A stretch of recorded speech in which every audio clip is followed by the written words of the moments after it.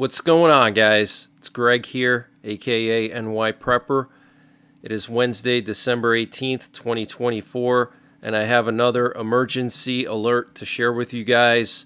Right now it is 23:34 Eastern Time here in the United States, and we have some major breaking news coming in from the Middle East, from Eastern Europe, and from here in the United States.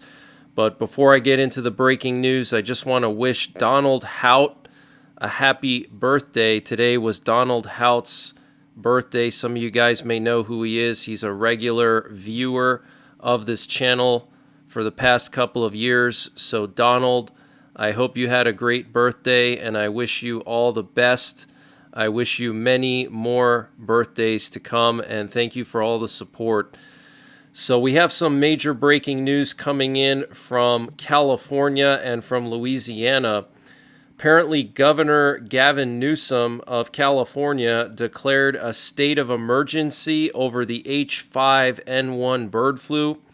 And also today it was reported that the first severe case of the H5N1 bird flu in the United States was confirmed in Louisiana. Apparently, a human patient is in critical condition. The CDC confirmed the first severe U.S. case of H5N1 bird flu in Louisiana involving a patient over the age of 65 with underlying health conditions and is now hospitalized in critical condition after contact with infected backyard birds. Okay, so apparently this guy had contact with some infected chickens either in his backyard or somebody else's backyard.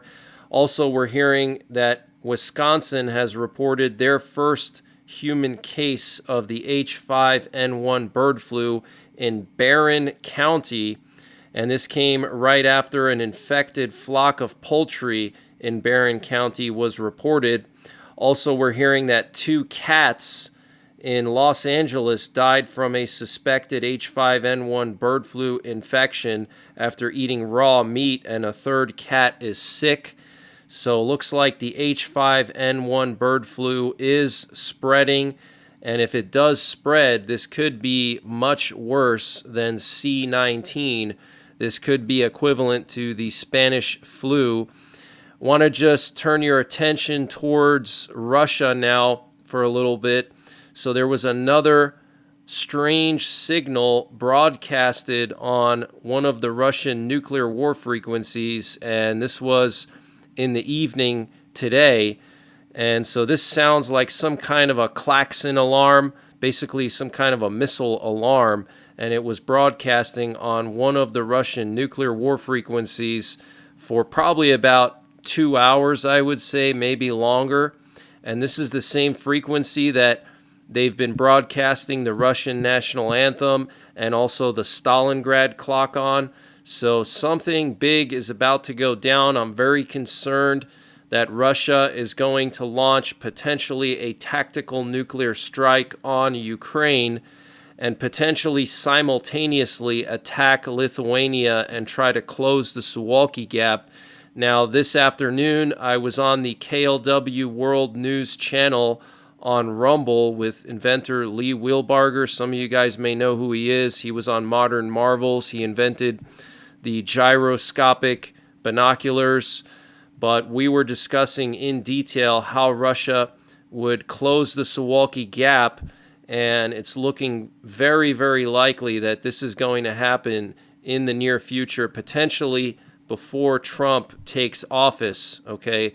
Because Putin knows that Trump is not messing around, but he knows that Biden is more of a pushover, so we'll have to wait and see. But let me just play this for you. It sounds like a missile alarm. This is really creepy stuff.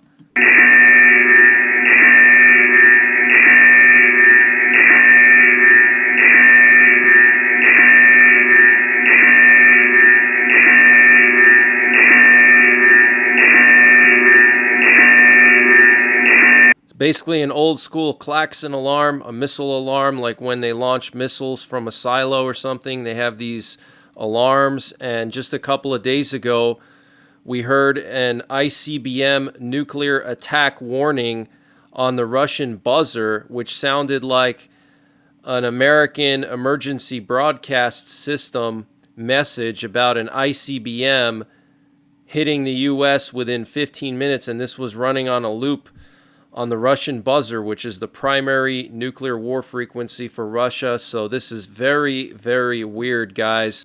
And before I continue with the breaking news, I wanted to mention the sponsor for this update, which is EMP Shield. Guys, I'm proud to announce that I'm going to be partnering with EMP Shield. They have just given me a special discount code just for my subscribers. If you go to empshield.com and use the code NYPrepper when you check out,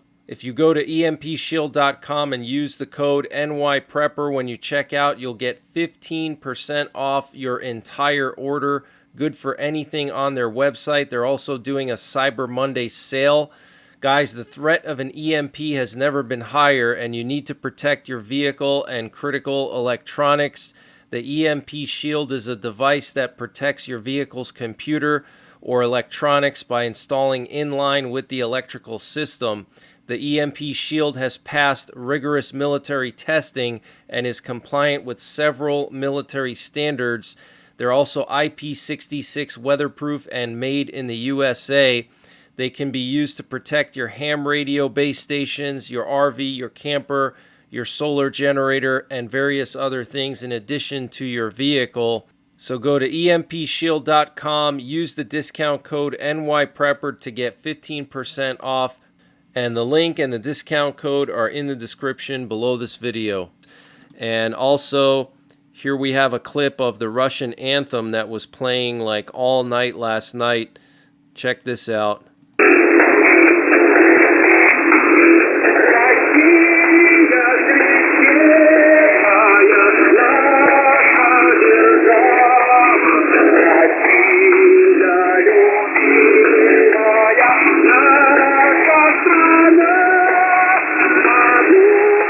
And also here we have the Stalingrad clock that's been playing on the same frequency.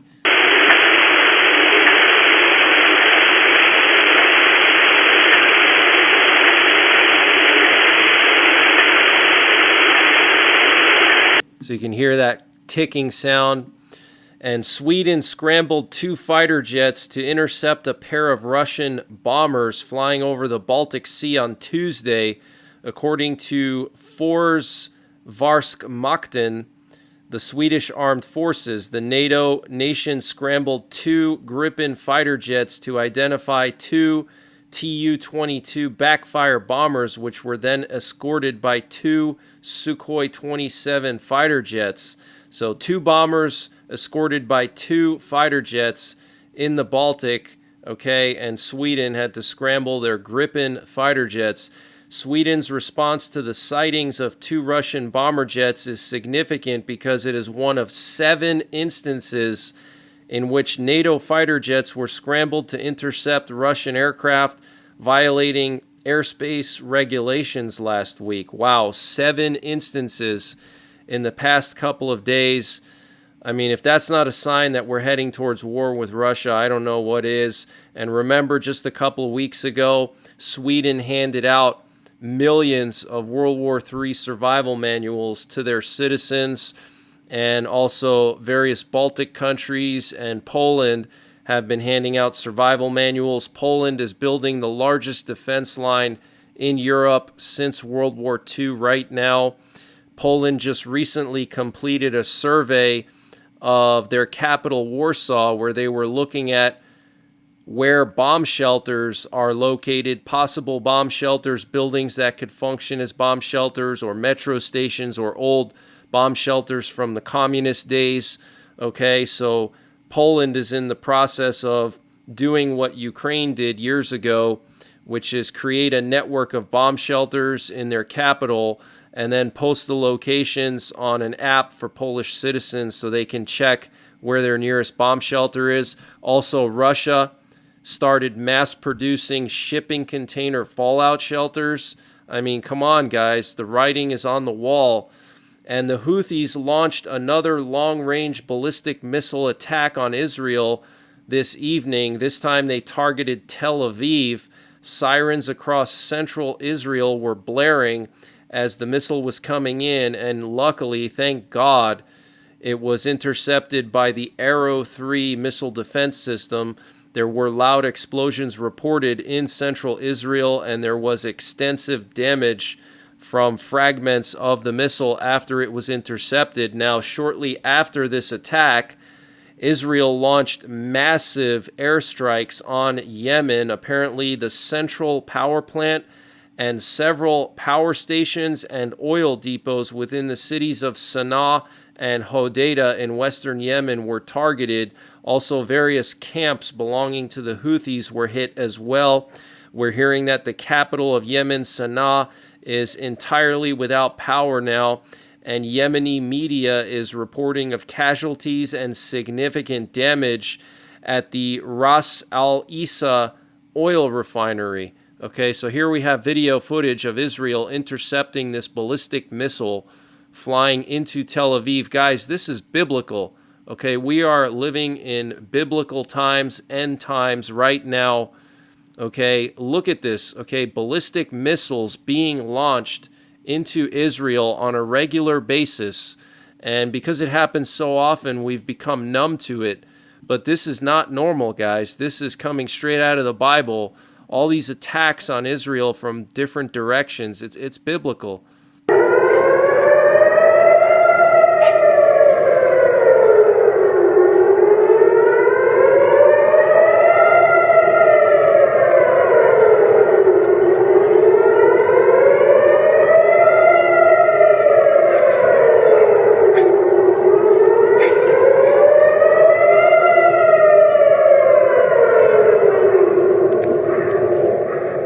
So I'm not sure if that was the actual warhead or missile that was shot down or what that was, but you can hear those loud sirens there. And we have some unusual activity along the west coast of the United States this evening. So earlier this evening, we had multiple sub-hunters and aerial refuelers flying up and down the west coast. So there might be some kind of enemy sub out here, Chinese subs or Russian subs, and it could be related to these drones, which, by the way, are Chinese spy drones. Okay, the Chinese are spying on our military bases, and our government is doing zero about it. Okay, they're not shooting them down. They're not trying to disrupt their activity. There's all kinds of counter drone technologies that we have that can interfere with their flight, and all kinds of things that can bring them down relatively safely without any kind of missiles needing to be shot, without alarming the general public. But for whatever reason, our government and our military is not doing anything about this. Okay, earlier we had news come out that these drones flew over Camp Pendleton multiple times last week. We know that they flew over Wright-Patterson Air Force Base and forced Wright-Patterson Air Force Base to close their airspace temporarily while security forces investigated the situation. Absolutely insane. We also had a bunch of sub-hunters flying along the Gulf Coast here earlier this afternoon. Multiple P-8 Poseidons took off from Jacksonville Naval Air Station. 4 of them took off at the same time and flew along the Gulf Coast here and then turned around and came back. Very, very weird. And then here we have a sub-hunter off the coast of LA. This was earlier this evening, and actually right now at this hour we have another sub-hunter off the coast of California, and also this aerial refueler that was flying up and down the coast of California. Guys, this is very rare. I follow flights on a daily basis. Probably for the last 4 years I've been following flights on a daily basis almost, and I've never seen anything like this. This is very unusual. And the Pentagon is saying that China now has 600 operational nuclear warheads, along with big leaps in diversity and precision of their nuclear arsenal. Once seen as outdated, China's arsenal now includes a nuclear triad and ballistic missile subs on deterrence patrols. The Pentagon warns the sophisticated new arsenal heightens global tensions, okay? This is what I was warning you guys about. I really hope that Trump rearms our Minuteman missiles and our Ohio-class subs, because under the Obama administration, we removed 2/3 of our nuclear warheads on our Minuteman missiles. We went from 1,200 warheads down to 400 warheads on the Minutemans. And then we removed 4 Trident missiles from every one of the 14 Ohio-class subs that carry Trident missiles. Normally they carry 24 each, and we're down to 20 each, which doesn't sound like much, but each one of those Trident missiles can carry 11 warheads. Okay, so you're talking about 60 missiles times 11 warheads each. You're talking about 600 warheads removed from our nuclear-armed subs and 800 warheads removed from our Minutemans. Plus, we denuclearized the B-1 Lancer, and we denuclearized a few B-52s as well. So you're talking about a drop of 1,500 warheads deployed because of Obama, okay? That is very serious, and if we get serious about it and we have the willpower, we can rearm our Ohio-class subs, our B-1 bombers, and our Minutemans in under a year. And the problem is, if we don't do this, then Russia and China could attack us simultaneously, because we don't have enough warheads to attack both China and Russia to respond. We have just enough warheads to respond back to Russia, but if China gets involved, and they're building their arsenal very quickly, okay, if they both team up against us, we're not going to be able to fight against them, okay, in a nuclear war. All right, they're going to outnumber us by thousands of warheads, okay? China is projected to have as many as 1,500 nuclear warheads within just the next couple of years, okay? So we have to really supercharge our nuclear arsenal, and I hope that Trump makes that one of his priorities. And if you guys out there watching could send maybe the Trump campaign, or I don't know who to send an email to, but write an email to him and ask him, hey, Trump, please rearm our Minuteman missiles. Please rearm our Ohio-class subs so we can defend our homeland against China and Russia together. And Zelensky, the president of Ukraine, arrived in Brussels today for the EU summit. Apparently, Ukraine is discussing ideas with European leaders on a potential peacekeeping force in Ukraine, Zelensky said at a press conference, okay? So they're going to be sending peacekeeping troops to Ukraine. NATO is considering sending troops to Ukraine, guys, okay? And apparently he met with Macron, and after meeting with Emmanuel Macron, he said, we continued to work on the initiative of President Macron regarding the presence in Ukraine of forces that can contribute to stabilization on the path to peace. Okay, so it looks like NATO and the United States are considering deploying some kind of a peacekeeping force. We know that Trump flew to Paris and met with Macron and Zelensky, okay, about 2 to 3 weeks ago. So they definitely discussed this. And the Polish president, Andrzej Duda, said before leaving for the EU summit that the deployment of Polish troops in Ukraine is a matter for discussion, but no such discussions are currently underway. And a significant fire broke out on the territory of Novoshakhtinsk oil refinery in the Rostov Oblast of Russia due to Ukrainian drone strikes, okay? So the Ukrainians taking out another valuable oil refinery in Russia. And remember, just the other day, Ukraine assassinated the commander of Russia's nuclear, biological, chemical warfare division, okay?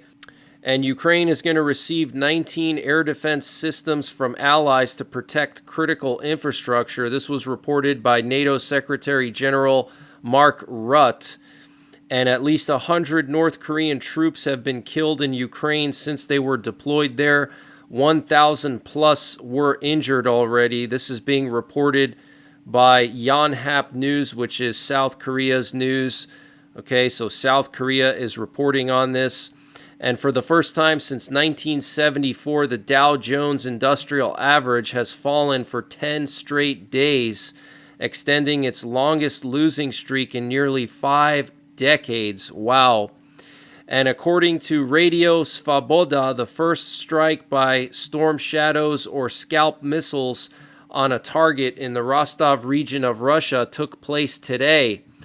And based on video footage, the target was an ammunition and weapons production plant, specifically MLRS production, which is multiple launch rocket systems, okay?